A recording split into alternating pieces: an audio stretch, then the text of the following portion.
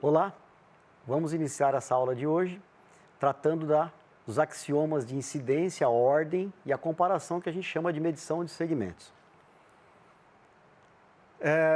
Na videoaula anterior, fazendo uma recapitulação rápida, nós vimos a estruturação do componente curricular, da geometria plana, a importância dos axiomas como fundamento para a geometria, algumas estratégias para que os futuros colegas, professores, docentes, utilizem nas aulas de matemática, os elementos de Euclides, nós destacamos, a tradução do professor Irineu, uma das obras matemáticas influentes, né, da história da matemática, e fizemos também um tratamento inicial do que vem a ser o axioma, né, e como é que nós damos a tal da estruturação axiomática para a matemática, né, que a gente chama lá da estrutura lógica para a constituição dessa ciência que é a matemática.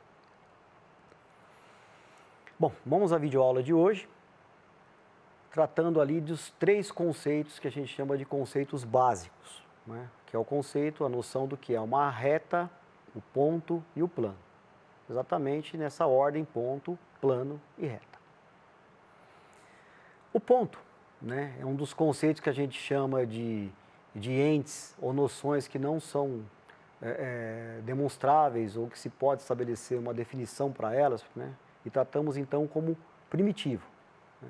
A gente tem alguma ideia, alguma noção do que vem a ser um ponto, então a gente tem ali ao lado uma imagem que traz o céu, né, ali representando 2 estrelas que a gente pode trazer como um exemplo, né, se a gente quiser ilustrar a nossa aula do que é um ponto como pontos, né. O próprio fato de você tomar um lápis como referência, uma folha, fazer uma marcação, isso dá uma ideia do que vem a ser um ponto. Em geral, nós representamos os pontos pelas letras maiúsculas. Tá? Então, a gente vai usar letras maiúsculas A, B, C, D, para que nós façamos a representação de um ponto. Tá? Isso é uma forma que nós utilizamos dentro do que a gente chama de linguagem matemática. É uma forma de expressão importante. Então, quando nós representamos, né, essa marcação pela letra maiúscula, significa que nós nos referimos a um ponto. Bom, a reta, né, como nós vínhamos comentando sobre o ponto, a reta também ela dá para a gente fazer uma ilustração, né? A gente tem a ideia de que a reta deve ser sempre reta, né? A gente brinca às vezes, mas normalmente tudo que a gente toma como referência como reta dentro da geometria, ela tem a ver com essa forma, essa representação constituída por pontos, né? Depois a gente vai ver um primeiro axioma, trazendo ali uma caracterização específica do que vem a ser, mas a gente tem ali a necessidade de representar uma reta por letras minúsculas, né? Em geral, fazemos uso de letras como R, S, T, pode ser eventualmente A, B, C, D, mas usamos as letras minúsculas do nosso alfabeto para que possamos representar uma reta, tá bem? Isso é um aspecto importante. A reta, né, ela tem ali um primeiro axioma que dá para a gente essa estrutura que é uma estrutura importante para esse construto, tá bom? Então a gente tem lá aquele axioma que eu apresentei na aula anterior que diz que numa reta, bem como fora dela, há infinitos pontos. Isso nos dá a ideia de como é que nós constituímos uma reta, tá? Então, evidentemente, por uma sucessão de pontos colocados ali, né, de forma organizada ou não, mas compactado, dá para a gente a ideia do que vem a ser uma reta.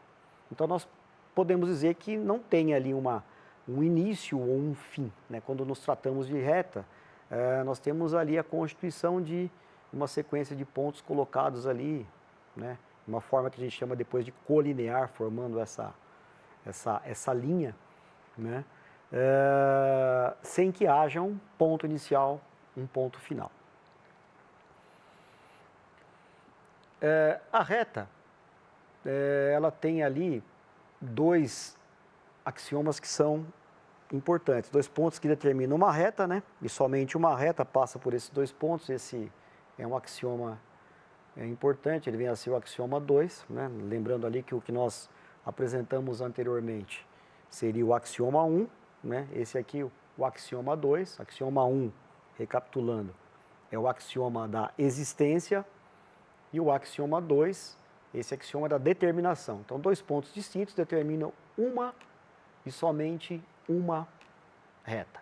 Tá? Então, esse é o axioma da determinação. Importante dizer que esses dois axiomas, 1 e o 2, são chamados de axioma de incidência. Né? Eles definem a ideia expressa pela noção de estar em. Tá bem? Então, significa que eles estabelecem uma conexão que vão constituir depois a ideia de que pontos e retas estão contidas em um plano. Tá? Então, isso é o que a gente chama de axiomas de incidência. O plano, né, ele tem uma construção, uma definição, uma ideia bastante interessante. Né? Nós trouxemos ali uma imagem que mostra um corte, né, no corpo ali de um ser humano, e isso pode nos dar a ideia de que é um plano. Né? Então, a gente pode considerar que 3 pontos não colineares, né, podem constituir constituem um plano, e em geral os planos nós representamos pelas letras do alfabeto grego, alfa, beta, sigma e etc. Bom? Então veja, construindo ali essa noção, nós temos o ponto, né, que constitui uma reta, nós temos retas e pontos, portanto, constituindo um plano. Tá? Então nós temos essa construção dentro do que a gente chama de geometria plana. Agora vamos para uma prática, né? um primeiro exercício, para a gente fazer aí uma primeira reflexão, né, sobre algumas ideias que discutimos até aqui e que apresentamos. Então, vamos fazer aqui uma leitura um pouco mais cuidadosa dessas proposições e assinalando como verdadeira e falsa essas proposições. Vamos lá para a primeira. Por um ponto passam infinitas retas. Né? Então, o que eu gostaria que você, nesse momento, fizesse uma reflexão. Você acha que essa proposição é verdadeira ou é falsa? Né? Segunda proposição destaca: por 2 pontos distintos passa uma reta. Né? Então, a primeira é um ponto, depois 2 pontos. E a terceira proposição diz assim: 3 pontos pertencentes a um plano são sempre colineares. Então, 3 pontos pertencentes a um plano são sempre colineares. Essa é uma afirmação que a gente também quer que você classifique em verdadeiro ou falso. E a última traz a seguinte informação: por 4 pontos, todos distintos, sendo 3 deles colineares, pode-se construir 4 retas? Então, veja, quero que você pare agora, né, faça uma reflexão e faça essa classificação. Tá bom? Faça pausa aí, alguns minutinhos, e faça a reflexão. Vamos lá? Vamos a considerações sobre essas afirmações? Bom, a primeira dizia: por um ponto passam infinitas retas. Né? Então, a sugestão é que você marque um ponto, né, e trace retas que passem por este ponto. Note que por esse ponto, pode passar tantas retas quantas você queira. Mas não tem ali uma limitação. Então, o fato de você marcar simplesmente um ponto e por ele traçar várias retas, né, essa possibilidade, então, é uma possibilidade que é possível. Né? Então, nós fazemos ali uma primeira análise dessa questão, verificando ali, né, olhando aqui para a classificação, como uma proposição verdadeira. Né? Voltemos aqui à segunda. Por 2 pontos distintos passa uma reta? Essa foi a afirmação. Né? Uma sugestão: você pega 2 pontos, leia anteriormente, né, o que nós vimos lá, o axioma da determinação, e perceba que por 2 pontos distintos passa uma única reta. Tá? É o que define ali, o que nós vimos no axioma, a reta, né? Por 2 pontos, nós conseguimos determinar uma e somente uma reta. Então, como é que nós colocaríamos ali a resposta para a proposição? Obviamente, verdadeira, né? Voltando ali para a terceira proposição, 3 pontos pertencentes a um plano são sempre colineares. Bom, sugestão, né? Note que pontos colineares são aqueles que pertencem a uma mesma reta, estão sobre uma mesma reta, são marcados numa mesma reta. Então, se você tem 3 pontos, né, que são 3 pontos que não sejam colineares, a gente pode marcar, mas 3 pontos pertencentes a um plano são sempre colineares. Então, você olhando para essa afirmação, obviamente você vai classificá-la como falsa, né? Não pode ser verdadeira. Precisaria ter uma construção diferente para essa fase para torná-la verdadeira. E a quarta proposição, por 4 pontos, todos distintos, sempre sendo 3 deles colineares, pode-se construir 4 retas? Óbvio, né? Faça novamente uma ilustração com o número de retas, como nós temos ali na imagem, e aí automaticamente você chega à conclusão de que essa proposição ela é verdadeira. Tá? Então, o fato de ter a expressãozinha ali, de te dar essa ideia de que os pontos não são, né, sempre colineares, então você pode fazer essa construção do plano como nós vimos na imagem. Então a resposta correta para essa classificação que a gente faz dessas proposições seria a alternativa D, né, que nós temos lá verdadeiro, verdadeiro, falso, verdadeiro. Veja, essa é um exercício que a gente pode propor sempre que a gente vai preparar uma aula para os nossos alunos, né? Fica aqui uma dica para que você faça esse tipo de exercício para reforçar uma ideia, para você reforçar como nós fizemos ali, uma proposição, um axioma que seja importante para o desenvolvimento daquele conteúdo que você está preparando. Então, isso pode ser feito como uma espécie de um jogo, né, um desafio, mas faça com que o aluno volte, faça uma leitura e traga algumas reflexões a partir daquelas proposições, daqueles axiomas que você apresentou. Bom, vamos tratar agora do que vem a ser o segmento, né? Dentro dessa particularidade que nós vimos, a gente vai especificar ali dentro dessa reta o que vem a ser um segmento, né? E aí desse segmento traçar ali algumas relações que a gente pode ter, tá? Bom, analisemos os seguintes axiomas. Vamos para o axioma 3. Dados 3 pontos de uma reta, um e apenas um deles localiza-se entre os outros 2. Então essa é uma proposição também que a gente vai verificando aqui nas figuras, que são feitas a marcação dos pontos, né? Então aqui no caso ponto A, ponto B, ponto C, nessa primeira figura, né? Aqui à esquerda que nós temos. Opa. E depois na figura central você tem, ao invés do ponto A, B, C, ponto B, C e A, e depois ponto B, A, C. Então você percebe que houve uma variação, né? Então, dados 3 pontos de uma mesma reta, um e apenas um deles localiza-se entre os outros 2. Então veja, você vai fazendo essa mudança, você percebe que esse axioma, né, essa proposição, ela é inquestionável, né? Não precisaria ser demonstrado. O quarto axioma diz assim: dados 2 pontos A e B, sempre existe um ponto C entre A e B. Então veja, ele vai reforçar um pouco o que o axioma 3 trouxe. Então você tem 3 pontos, obviamente um deles sempre será entre os outros 2. Então, dados 2 pontos A e B, sempre existe um ponto C que está entre A e B, né? E um ponto D, tal que B está entre A e D. Então veja, sempre vai existir um ponto D, né?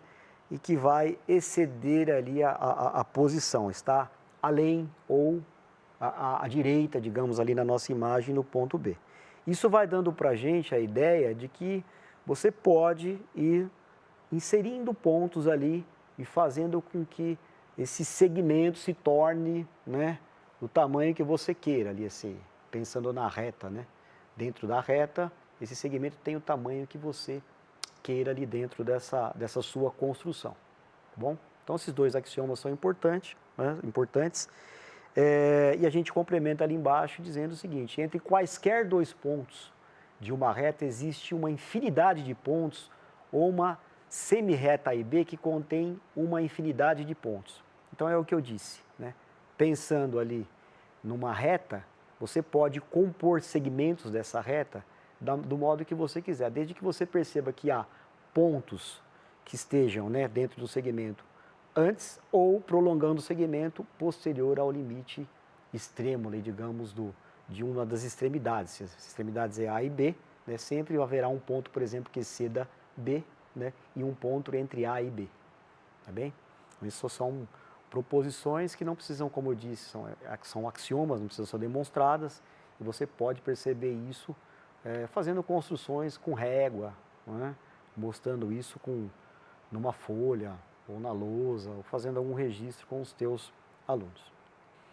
Uma dica importante é a noção de que um ponto localiza-se entre dois outros pontos é uma relação entre pontos de uma mesma reta que satisfaz os axiomas anteriores, tratados como axiomas de ordem, e que permite entender como os segmentos de reta são originados.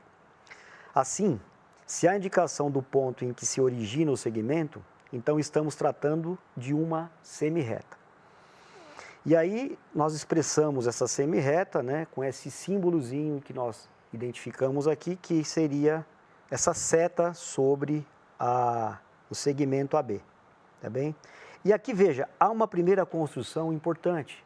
Aqui tem uma noção do que a gente viu em teoria dos conjuntos, uma parte de conjunto, né?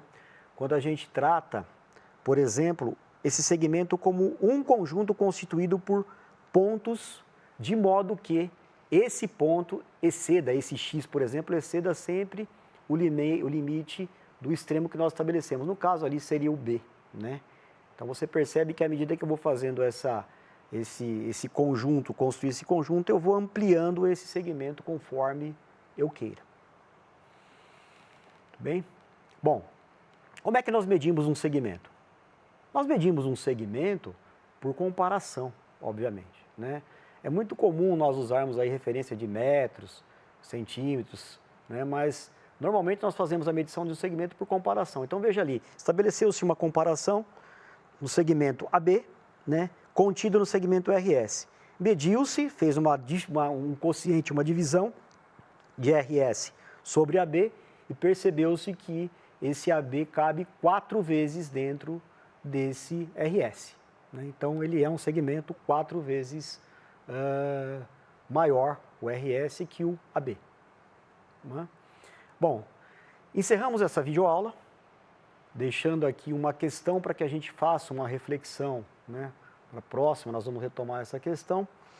E essa questão diz o seguinte: dados os segmentos A e B, TZ e RS, nós sabemos que a soma de AB com RS dá 7 unidades. Aqui esse uzinho significa, como nós vamos comentar muitas vezes aqui nas nossas semanas, o U significa unidades, aqui poderia ser unidades de medida, mas são 7 unidades. E que a divisão entre TZ e AB é igual a RS. E que esse TZ, ele equivale a 5 vezes o RS. Então, calcule a medida de cada segmento. Bom, sugestão, leia com atenção, procure ilustrar ou modelar cada informação do modo a estabelecer uma relação entre elas. Pode ser por uma equação, você pode fazer isso escrevendo ali, né, na nossa linguagem, que é a nossa língua portuguesa, fazendo o registro, tá bom? E depois você procure fazer um encaminhamento de como é que você vai propor uma solução para essa questão. Tá? Pegue essas informações, se você quiser organizar um sistema com as equações, se você quiser fazer uma substituição, comparação, faça e tente depois voltar à questão central, né, que é calcule a medida de cada segmento, seriam o AB, o TZ e o RS. Você pode fazer esse cálculo e respondendo cada um dos itens ali, conforme foi solicitado. Bons estudos e até a próxima videoaula.